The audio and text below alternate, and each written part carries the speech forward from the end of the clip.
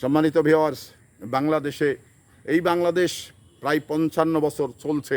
তো এই ৫৫ বছরে মানে যত শাসনকর্তা এসেছে এবং চলে গেছে, কিন্তু এই যে হাসিনার মতো এই ধরনের মানে রাক্ষসী একজন শাসনকর্তা মানে আমি আমার জীবদ্দশায় দেখিনি। কারণ আমরা আমাদের মুখ্য উদ্দেশ্য কি?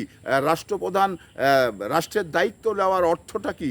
অর্থ হলো এদেশের মানুষের ভাগ্যের উন্নয়ন করা, এদেশের রাস্তাঘাট মানে বিভিন্ন রাষ্ট্রকে উন্নয়ন করা। তো সেই রাষ্ট্রকে উন্নয়ন না করে যদি লুটপাট করে মানে ভারতে বা বিভিন্ন রাষ্ট্রে পালিয়ে যায় বা টাকাগুলো পাচার করে, তো সেই ক্ষেত্রে এই রাষ্ট্রের প্রধান হওয়া তার কি দরকার ছিল?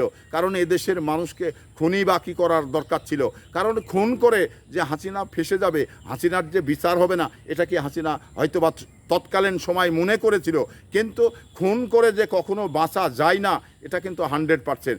আমি আরেকটা জিনিস আপনাদের বাস্তব মানে তুলে ধরতে চাই, যেটা এই যে শহীদ প্রেসিডেন্ট জিয়াউর রহমানের আজ থেকে ৪৫ বছর আগে তাকে চিটাগাং সার্কিট হাউসে খুন করেছিলেন, হত্যা করেছিলেন। সেই মানুষটি দীর্ঘ সময় ভারতে পালিয়েছিলেন। ৪৫ বছর পরে বাংলাদেশে সে ধরা পড়লেন এবং তাকে সেনাবাহিনীর কাছে হস্তান্তর করা হলো। তো এখানে হাসিনা কী করে ভেবেছিল যে আমি এত কিছু করার পরেও ভালো থাকতে আমাকে দিবে বাংলাদেশের মানুষ? এটা হাসিনার সবই মাত্র ভুল ধারণা ছিল।